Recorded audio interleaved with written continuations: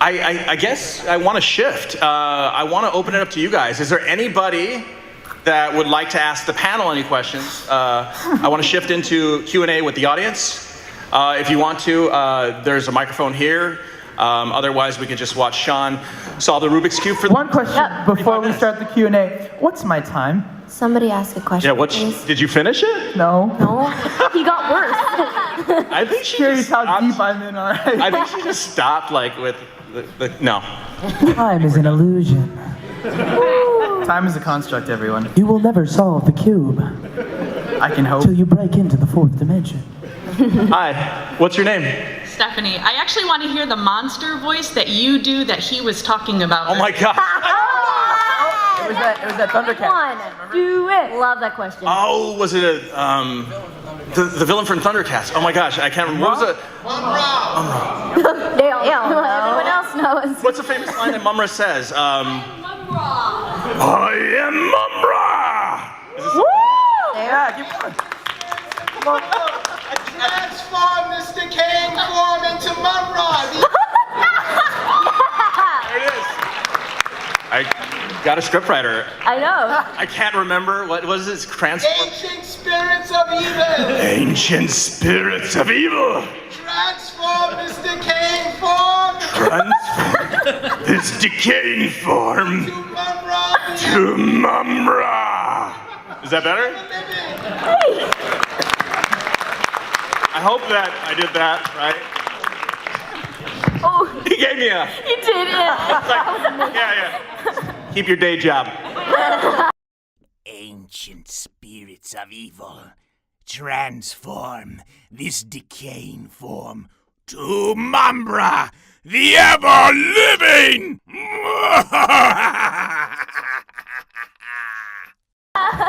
Voiceover coach? Yeah, just do that. Hi, what's your name?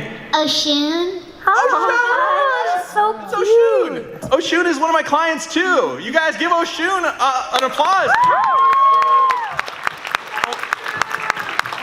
She's super cute, isn't she?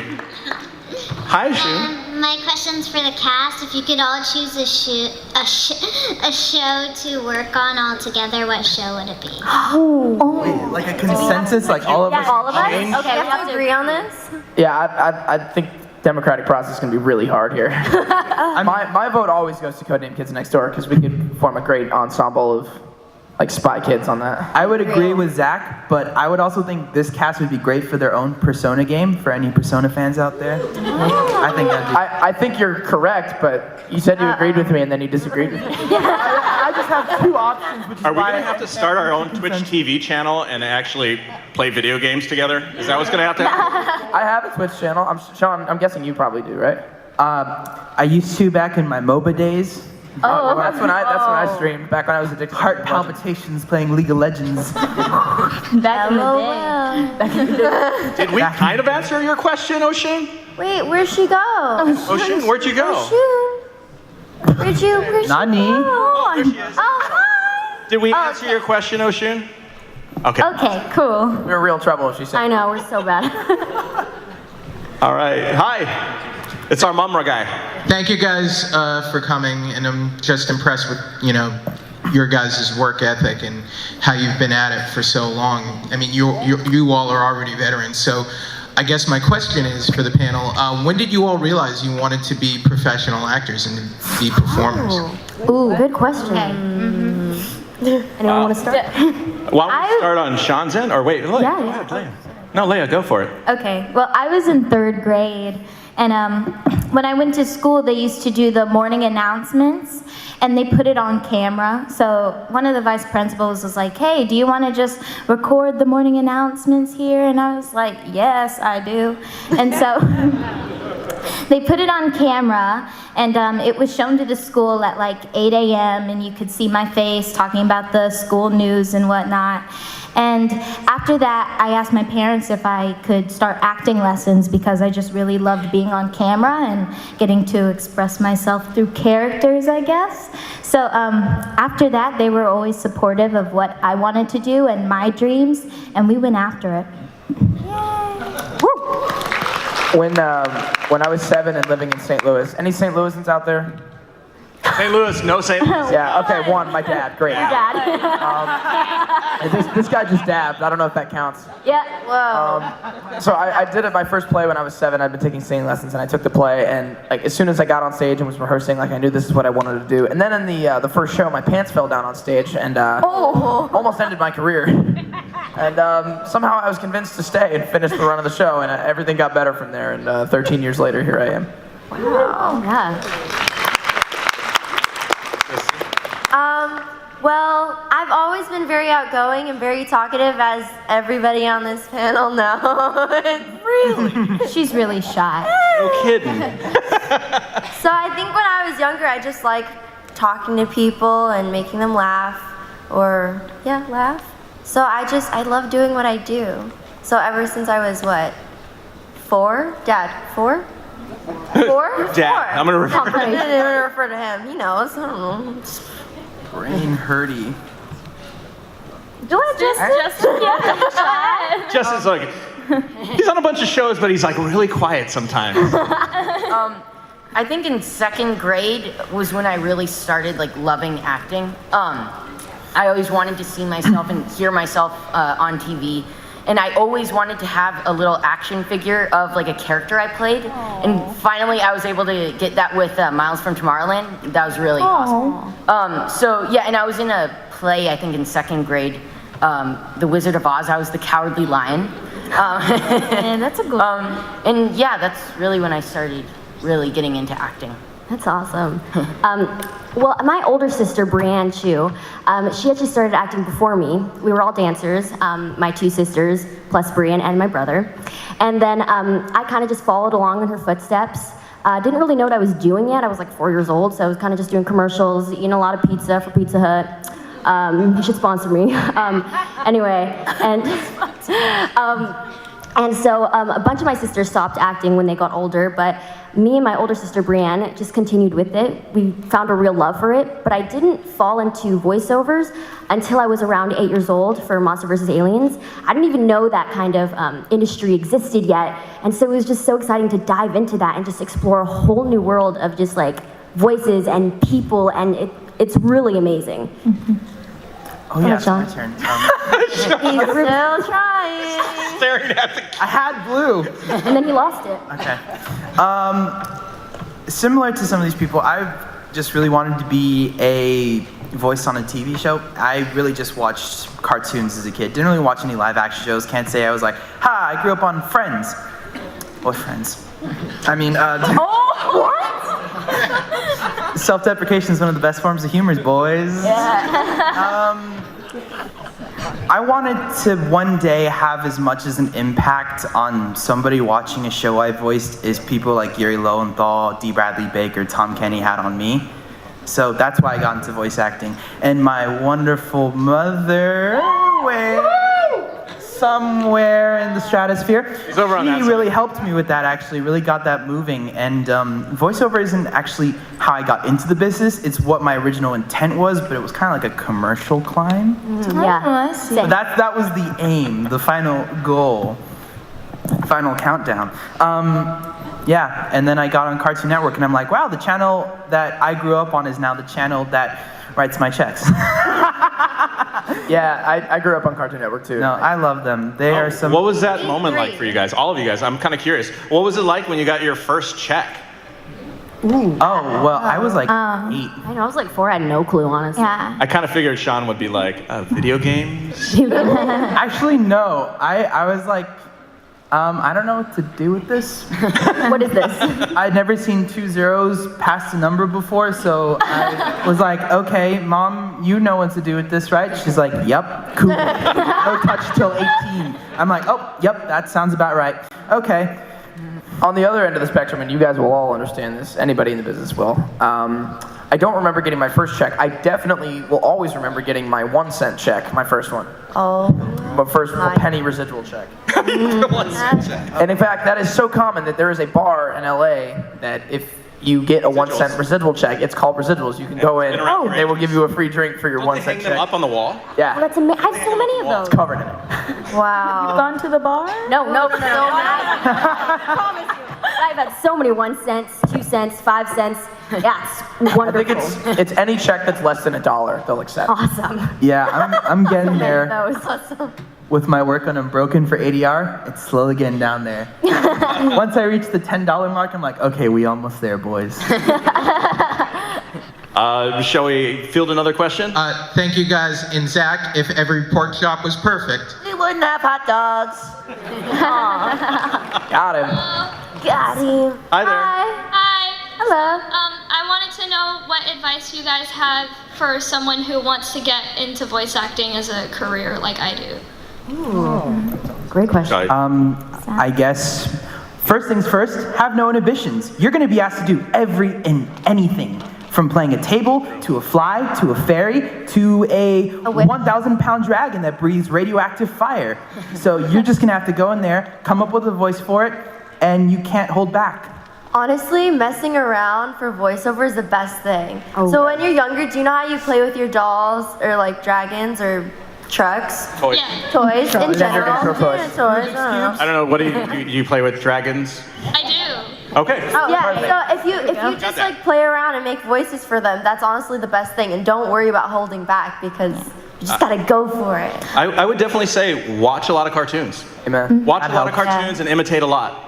It's what I tell a lot of my clients to do as research, because if you don't know what's out there and how they're reading the lines, how they're reading their lines, you have to be able to understand that in order to audition for them.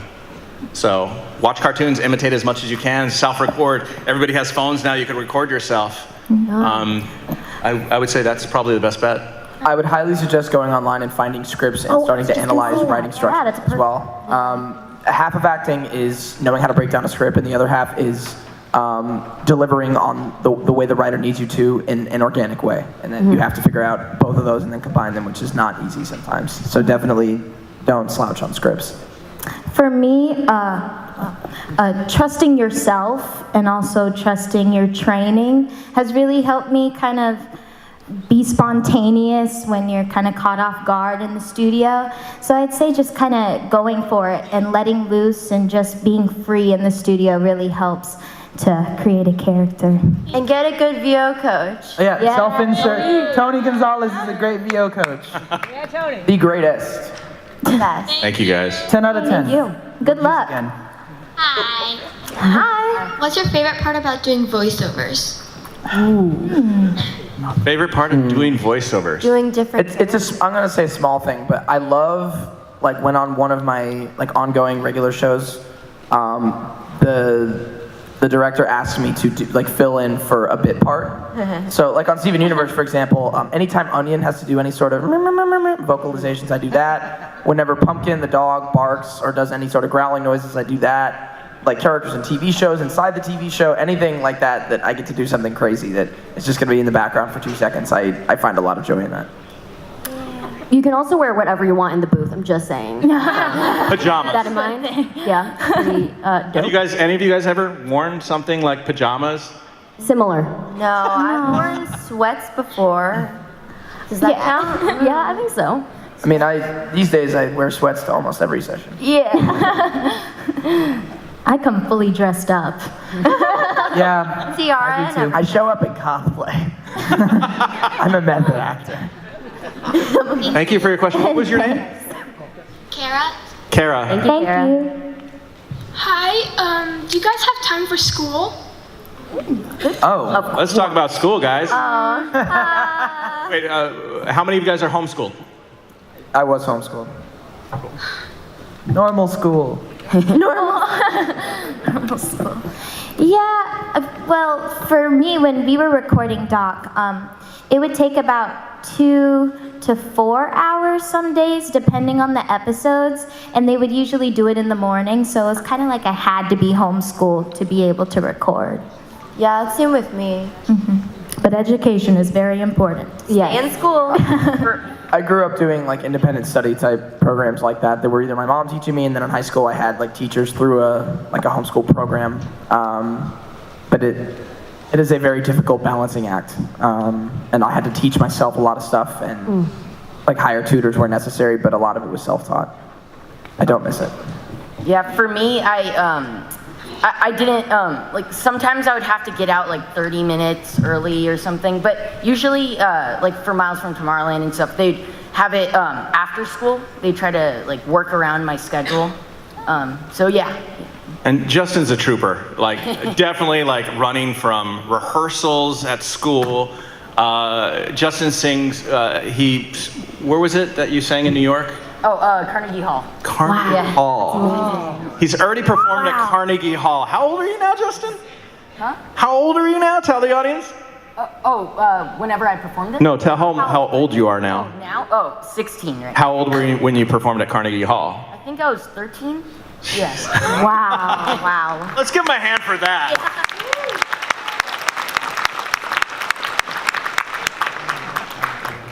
All right, shall we move on to another question? Hi, what's the hardest part about your job? Dealing with Sean. Ouch. Oh, was that? I was gonna say getting sick, but dealing with Tony, huh? Goes on. But yeah, I think just preserving your voice and taking care of it, because you can have so much fun in the booth and just go overboard. And sometimes with certain directors, they'll just keep asking for stuff, and you're just like, oh yeah, you have just this adrenaline going. But you have to make sure, since this is your career, that you're smart and you preserve your voice, you take care of it, you don't hit anything that you can't hit. And yeah, just taking care of yourself. Oh, and watch out for dairy. Dairy. You get that's a big obstacle. Green apples and pineapples. Yes, that's what you gotta eat. No dairy, eat no a Cokes. lot of. Good for phlegm. Chocolate, no chocolate. Not before a session. Right now, for me, it's time management, because I still work on camera, I still work animation, and I'm like launching the music and doing all those things. I've had to, increase the size of the team and try to manage a lot more, and find times where I can say no to things and say, or have somebody else take care of things for me without like me having to be super involved in it has been really important. I think it's always impressive when I see these guys, anytime I work with them or see them, of how, you guys are seeing it now, of how articulate all of them are. It's always amazing. All right, let's field the next question. Hello. Hi, what kind of vocal warm-ups do you do? Ooh. Shall we go down the line one at a time and do vocal warm-ups? Yes. My weirdest one is do na no na ne nu, all the way up the scale and back down. I just. Good one. That's it. I'll do that one. Like, I kind of do like ah-eh-oh. That's one that I do a lot. You gotta hit all the vowel sounds. She made it sound so pretty. It's lovely. A lot of times I'll do the same thing, like and then I also have like tea and stuff to help my vocal cords and everything, especially when they're really stressed out. Throat coat. It's the bomb diggity. Lozenges. I do a lot of like red leather, yellow leather, red leather, yellow leather. I messed that up. Wow. Toy boat. No, unique New York. Unique New York. And I also do like weird nasally things. Like I'll go like ha ha ha. It's really weird, but I know. I was ridiculous behind and I sound ridiculous, but it really helps with my phlegm.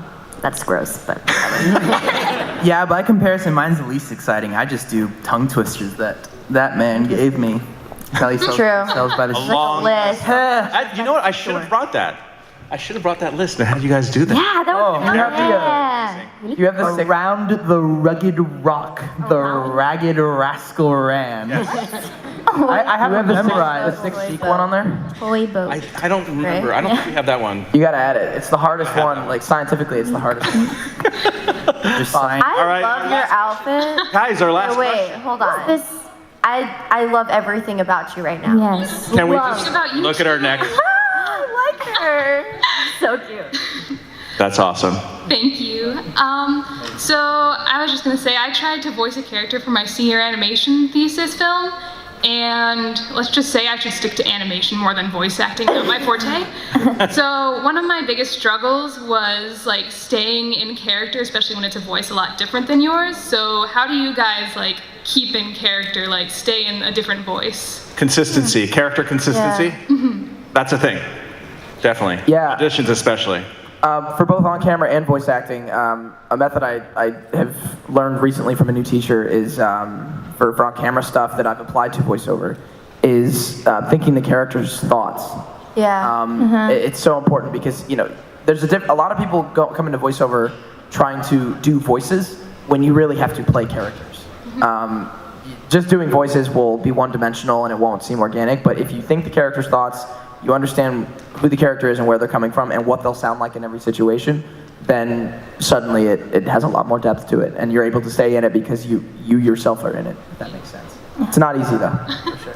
It wasn't easy. I would say exactly what he says, just think your character's thoughts and then you'll probably be more acclimated to be able to do it. I would say my acting coach when I lived in Texas, she would always say to just keep it simple also, but also have a backstory for your character so that you do understand where they're coming from and you know how to make sure that you stay in character the whole time. Yeah, definitely just be your character, know a lot about your character. Usually when you audition, they have like a little bio of the character, like you learn like a little bit about like his backstory and stuff. So you can just be the character and you'll stick with the voice the whole time. Yeah, and honestly, it's also just practice. You just got to practice all of this, It's not going to become naturally at first. But once you do it more and more, it's just like, okay, I'm half the hang of this. This is like second nature, and it becomes easier. We've definitely all done a good portion of our 10,000 hours in Tony's studio. In the Orange Studio. Yeah. All right, well, at this point, I want to thank Harley Quinn for her question, too. Thank It's you. kind of funny because, actually, I train Harley Quinn. His daughter. Oh, nice. So it's kind of like, it's weird kind of full circle. Because that's her real name, right? That's her real name. Yeah, wild. mine, yeah, Harley Quinn. Mom made me that. Amazing. Thank you guys. Let's give them a hand, you guys, for doing this. Thank you, Tony. I want to thank the audience. Look at this house. Can we get a picture of this house? Crazy. Fantastic. Thank you guys for allowing us to do this.